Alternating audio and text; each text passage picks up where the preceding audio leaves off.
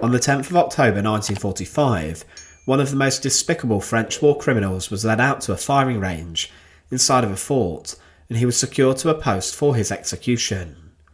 France during the Second World War had an issue with people collaborating with the Germans.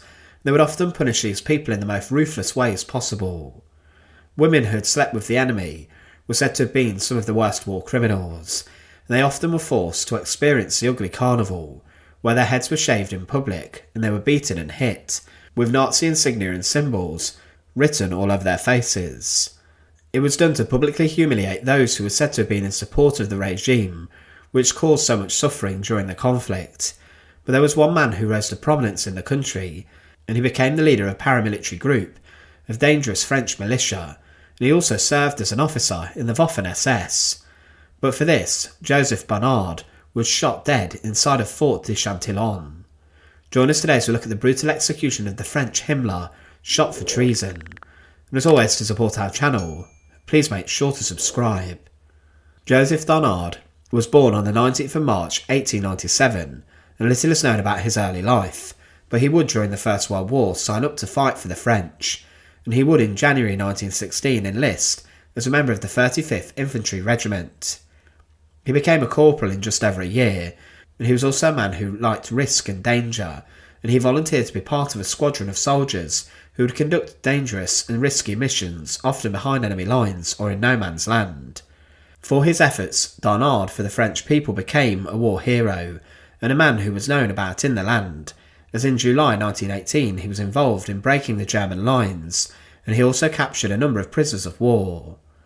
At the end of the First World War he was demobilised, but he could not live without the military, and some purpose for long, as he rejoined the army, and he would be involved in the occupation of Germany, and also he saw action against the Turkish army.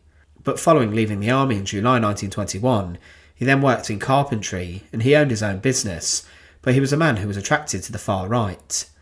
He would, before the Second World War broke out, join paramilitary groups who were closely linked to the fascist ideology being perpetuated by Mussolini in Italy, and he later formed his own fascist group, known in English as the Knights of the Sword. But this group became terroristic in their actions. They were linked to the Hooded Men, who organised assassinations and bombings, and it was clear this group were planning something, as they began to stockpile weapons all across France. But as the Nazi ideology gripped Germany, Joseph Darnand became fascinated with this, but at the start of the Second World War he actually fought against the Germans, and he volunteered to rejoin the French army, and he served on the Maginot Line, and was decorated for bravery. But during the early stages of the Second World War, when nothing major was happening, he took part in commando raids against the Germans. It was clear Donard was a skilled operator and soldier, and he became a leading part of the Vichy French's organisation, known as the French Legion of Veterans, and he would recruit many soldiers, as they believed that one day they would fight against the Bolsheviks. But at some point, Joseph Darnand became a collaborator with the Germans, and he was made a member of the National Council of Vichy France. He in 1941 founded the militia, known as the SOL, who worked alongside the Germans, but this group would later become known as the Milice. This group would work alongside the Gestapo and the SS. They were considered more dangerous than both of these, as they used French men who had detailed knowledge of the local area, and the Milice had a lot of informants who would tell people of dissenting individuals and members of the French resistance. If they captured someone, they would usually torture them, and some of the most barbaric punishment was inflicted on them to get information. The resistance began to target individuals linked to the Milice for assassination, and many were killed in public in cafes or in the streets by members of the resistance, and battles would erupt between the two groups. Joseph Darnand was the leader and the head of the Milice, but it is believed that he may have been someone who was scared of the Germans to begin with, but he would then change his ideas on the Nazis. He would go further with the Milice, and he personally defected in his political beliefs to the Nazis, and he would be made an officer inside of the SS. Many other militiamen tried to join the SS, and with joining, Donard took a personal oath of loyalty to Hitler, and he was made an Untersturmführer, or a second lieutenant, in August 1943. But with this role as the head of the Milice, he also became the head of the police and Secretary of the Interior. Donard was a key cog for the Nazis in France, as having him as a senior figure, it was believed would bring some dissidents to heel, but he expanded the Milice to over 35,000 members, and they continued to hunt the French resistance, but they became more lawless and power-hungry as the war continued. They would carry out assassinations, chase resistors, and enthusiastically round up Jews. They were doing much of the work for the Nazis that the SS would be doing in other areas. They would create new courts to condemn someone on the spot, leading to Milice executions of suspected resistors.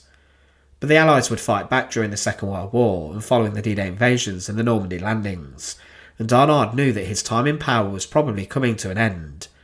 Within months of D-Day he tried to flee, and he was heading towards Germany, but he was promoted within the SS. But as 1945 came around, it was clear to anyone that the German war effort was doomed, and for months Hitler had been holed up in his bunker by spring 1945. It was clear that the Soviets were advancing from the east and the Allies from the west, and this would lead to battlegrounds in German cities such as Berlin, which were also targeted for Allied bombing raids. But Donard was not in Germany in April 1945, he was actually in northern Italy, and he would in June 1945, weeks after the surrender of the German army, be arrested by the British, and he was then transported back to France. In the days after the end of the war, he may have believed he had gotten away with his actions during the conflict, and he was a man who had gone from being a war hero to the French, to a man who was actively leading collaborators who would aid in the Nazi occupation of the lands, and he was seen by the French as a dangerous traitor.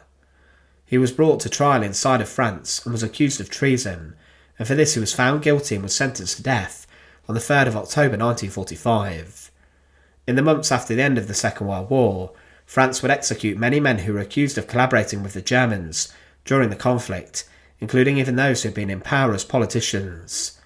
Joseph Darnand was seen as one of the most senior of these condemned people, and his execution would be carried out a week after the death sentence was announced. He was taken to Fort de Chantillon, where a firing squad had been gathered, and he was led out to a firing range and surrounded by French officials and guards, and he was then led to the stake and was tied to it. Opposite him were a number of executioners who had been gathered with their rifles, and they were then given the order to ready.